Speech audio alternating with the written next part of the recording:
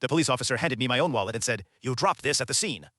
I was halfway through making coffee when someone knocked on my door. Sharp, official knocks, like the kind that make your heart skip before your brain even knows why. Two police officers stood there.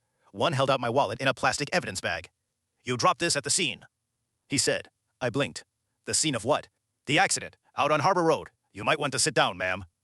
"The car accident on County 12 last night," the other said. "We're very sorry. The driver, Ethan Carter, didn't make it." My ex-boyfriend's name fell into my kitchen like a glass shattering. Ethan. I think I said his name out loud, like maybe they'd hear it and realize they had the wrong Claire, the wrong wallet, the wrong door. The taller one cleared his throat. "We'd like to ask you a few questions."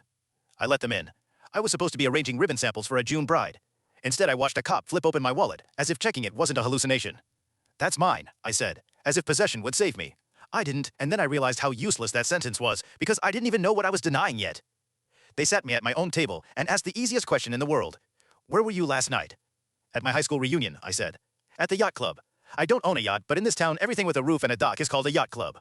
"What time did you leave?" I lied automatically, because I wanted to. The truth was I left when my memory left me. There's a difference. Around 11? Maybe midnight.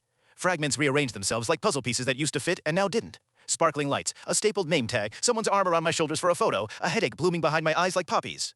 "Did you see Mr. Carter there?" In my mind, Ethan floated somewhere between the cocktail shrimp and the line for the photo booth. He had that face he always had when people he'd disappointed were surprised to be disappointed again. He'd hug me, maybe. Or not. "I don't know," I said. "We dated in high school, but it's okay." The tall one said in the tone of a man who has heard so many people say it's okay and knows it isn't. "Could you come to the station to make a statement?" I did, because when two uniformed men bring you your wallet and your ex's death, you go where they tell you. At the station, they gave me coffee in a styrofoam cup and a room with a table like a school desk. They asked me again about times, about people. I gave them answers like lint from my pockets. And then they showed me a photo.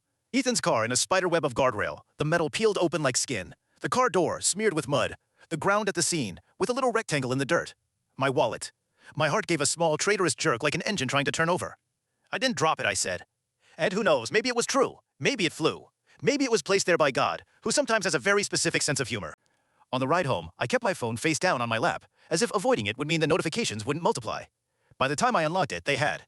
Texts from people who hadn't spoken to me since we all wrote in each other's yearbooks to never change. Condolences. A gossip slick heard you were with him. And from my closest friend, Jenna. "I'm so sorry. Don't talk to anyone. Come over if you want." I didn't go over. I closed my curtains, put the wallet on the counter like evidence, and sat there listening to the ocean grinding away at the shore a few blocks over. You'd think a small town would sound smaller on the inside, but it doesn't. It just presses in. When the police came back that afternoon, they didn't bother with sympathy.